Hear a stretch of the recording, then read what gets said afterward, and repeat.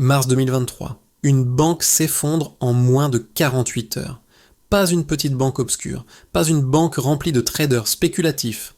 Non, la banque des startups, celle qui finançait l'innovation, celle qui était le cœur battant de la Silicon Valley. Son nom, Silicon Valley Bank. SVB, elle était présentée comme prudente, bien capitalisée, et pourtant elle est devenue la deuxième plus grande faillite bancaire de toute l'histoire américaine. Alors, que s'est-il vraiment passé? Et surtout, comment un modèle d'affaires parfaitement légal a-t-il pu s'écrouler aussi vite? Pour comprendre, il faut remonter un peu le temps. SVB n'était pas une banque comme les autres. Depuis les années 80, elle s'était spécialisée dans une niche très précise. Les startups de la tech, les fonds de capital risque, bref, toutes ces entreprises innovantes qui ne sont souvent pas encore rentables. Son rôle était devenu central. Elle gérait la trésorerie des startups, finançait leur croissance et servait d'intermédiaire avec les investisseurs. Avec l'explosion de la tech dans les années 2010, SVB est devenu absolument incontournable.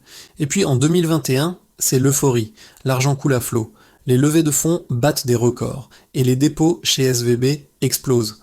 La banque grossit très très vite, peut-être même un peu trop vite. Pourtant, la promesse vendue par SVB était claire, sécurité et stabilité. La banque se présentait comme prudente, spécialisée et même conservatrice dans sa gestion. Elle ne faisait pas de trading agressif, elle n'investissait pas dans des produits financiers exotiques et complexes. Au contraire, son message était simple. Nous plaçons votre argent dans des actifs sûrs. Et en apparence, c'était vrai, mais c'est là qu'on touche au cœur du problème. D'abord, les dépôts. Les startups lèvent ensuite des sommes colossales et déposent ces milliards chez SVB.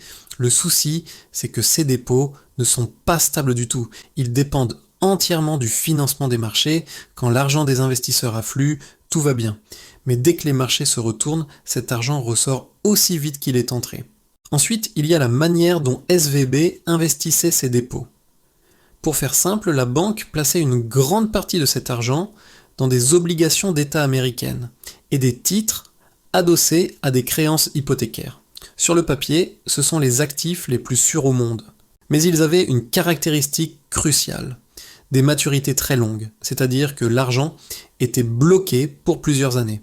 Et c'est là que le piège des taux d'intérêt se referme. En 2022, pour lutter contre l'inflation, la Banque centrale américaine, la Fed, se met à augmenter ses taux d'intérêt à une vitesse jamais vue. Le problème, c'est que lorsque les taux montent, la valeur des anciennes obligations, celles qui rapportent moins, baisse mécaniquement. Pour SVB, cela crée des pertes gigantesques. Des pertes qui sont d'abord latentes, invisibles, tant que la banque n'a pas besoin de vendre ses obligations et peut attendre tranquillement leur échéance. Mais SVB a fait une erreur majeure. Elle a complètement sous-estimé la vitesse à laquelle ses clients allaient retirer leur argent. Elle a surestimé la stabilité de sa base de dépôt. Les signaux d'alerte étaient pourtant là. Les dépôts étaient extrêmement concentrés sur un seul secteur, la tech. La clientèle était très peu diversifiée. Et surtout, la banque était massivement exposée à ce fameux risque de taux d'intérêt sans s'être suffisamment couverte. Rien d'illégal, je le répète, mais une gestion du risque qui s'est avérée totalement défaillante. Le modèle de SVB était devenu extrêmement sensible à une seule chose, la confiance. Et début mars 2023, la confiance s'est brisée. SVB annonce soudainement une perte de près de 2 milliards de dollars après avoir vendu une partie de ses obligations. Pour se renflouer, elle tente une augmentation de capital en urgence. Mais l'annonce a l'effet inverse. Elle inquiète.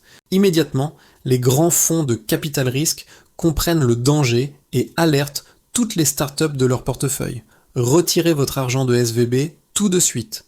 En quelques heures, c'est la panique. Des milliards de dollars sont retirés.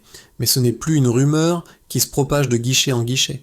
C'est une ruée bancaire numérique à la vitesse d'Internet via des applications mobiles et des boucles de messagerie.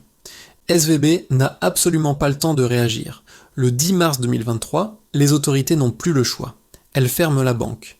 Les comptes de milliers d'entreprises sont gelés. La panique menace de contaminer d'autres banques régionales. L'État américain est obligé d'intervenir en urgence pour garantir l'intégralité des dépôts et stopper l'effet domino. Les conséquences sont immédiates. Des startups se retrouvent menacées de faillite, incapables de payer leurs salariés.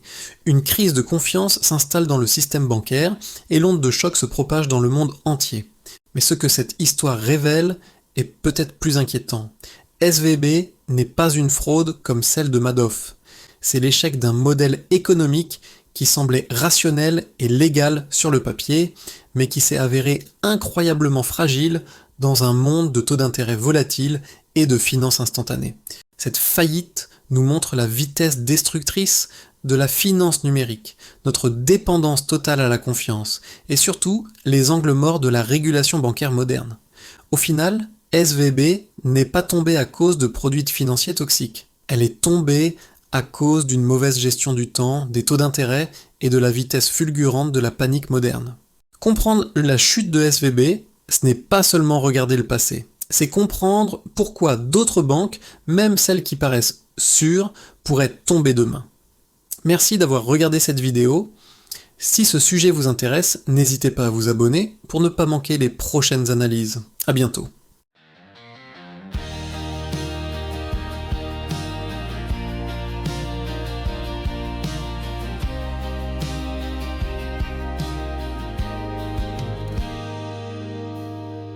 I was raised where the highway ends, in a town full of ghosts and no fake friends. Same dirt roads, same neon lights. They build your cage and sell you the sky.